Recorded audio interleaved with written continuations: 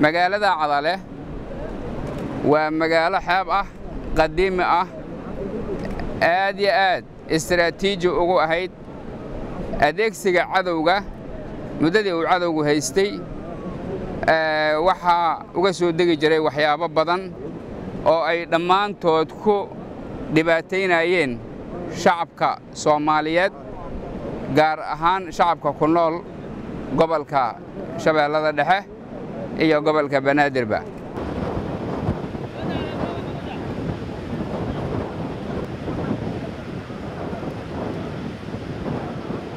Oui, nous avons mis l'importance à ce port de la Cadale parce que c'est un port très important.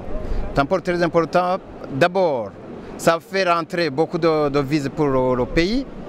Comme ça, avec ces rentrées, le pays pourra construire des écoles, rétablir les routes, construire des hôpitaux, mais aussi la population va recevoir beaucoup de recettes. En plus de cela, le port servait pour les entrées des terroristes Al-Qaïda et autres entraîneurs des Al-Shabaab.